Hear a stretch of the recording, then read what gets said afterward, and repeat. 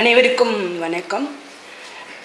என்னை பொறுத்த வரைக்கும் மொழிங்கிறது லாந்தர் சொன்ன மாதிரி அது சுவர்களில் எழுதப்பட்டிருக்கும் போது ஆண்களுக்கு தனியாக பெண்களுக்கு தனியாக அப்படின்னு சொல்லி எந்த பாகுபாடுமே அதில் கிடையாது.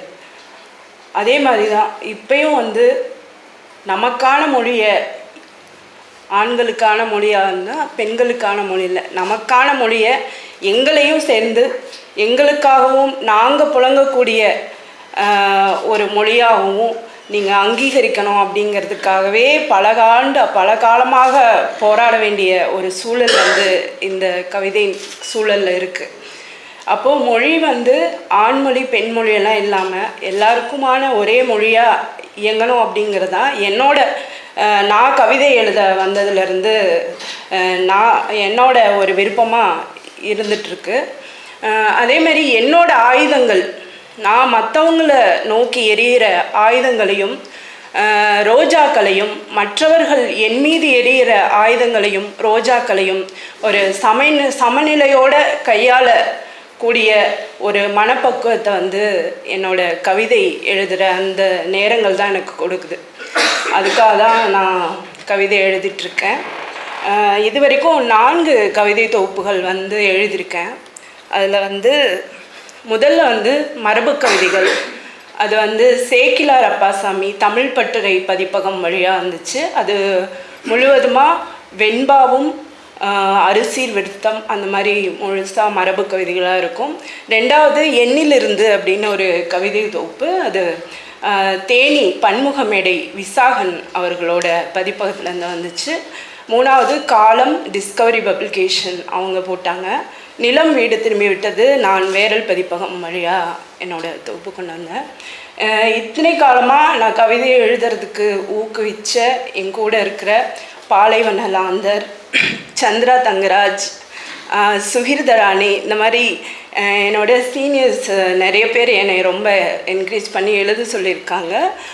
அவங்களுக்கெல்லாம் நான் இந்த நேரத்தில் நன்றி சொல்கிறேன். அண்ணா கரிகாலன் நான் சொன்ன மாதிரி, என்னடா அண்ணா நமக்கு விருது அறிவிச்சிட்டாங்களே, இவங்களுக்குள்ளேயே கொடுத்து வாங்கிப்பாங்களோன்னு விமர்சனம் பண்ணிடுவாங்களோன்னு எனக்கும் கொஞ்சம் கூச்சமாக இருந்தது அது. அப்புறமா தோழர் ஹசீன் அவங்க எழுத்தாளர், வெற்றிமாறனோட உதவி இயக்குனர், அவங்க ஒரு நாள் வீட்டுக்கு வந்திருந்தாங்க. அப்போ இந்த மாதிரி எனக்கு விருது கொடுத்துருக்காங்க தோழர், இதுக்கு நான் தகுதி தானா அப்படின்னு சொல்லிட்டு நான் அவங்கக்கிட்ட கேட்டிருந்தேன்.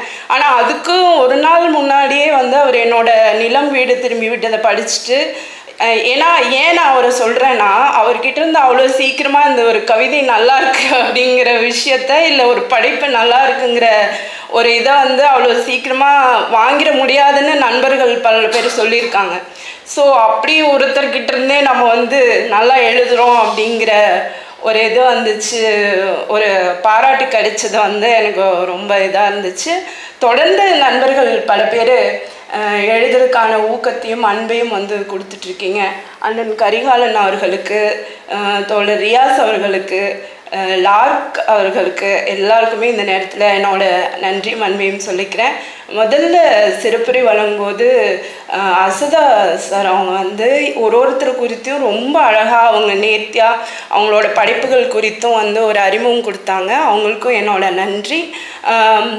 மனோன்மணி சார் நான் சொல்லணும், எனக்கு அவர் ரொம்ப பிடிக்கும். ஏன்னே தெரியாது, எனக்கு அவர் பார்க்கும்போதெல்லாம் ஒரு அப்பா அப்படிங்கிற ஒரு உணர்வு எனக்குள்ளே இருக்கும்.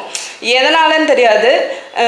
மேக்ஸிமம் நான் அவர்கிட்ட நிறைய நேரம் கூட பேசினதில்லை. ஆனால் அவரோட பதிவுலாம் நான் எப்போவுமே பார்த்து உடனடியாக போய் அதில் போய் ரிப்ளை பண்ணிடுவேன்.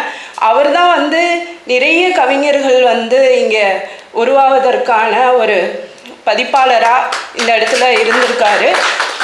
அந்த வகையில் நான் அவருக்கு என்னோட வணக்கத்தையும் நன்றியும் சொல்லிக்கிறேன். யவனிகா ஸ்ரீராம், ஐயப்ப மாதவன், தோழர் கருப்பு அன்பரசன், இன்னும் இங்கே எல்லாருமே எனக்கு தெரிஞ்சவங்க தான்.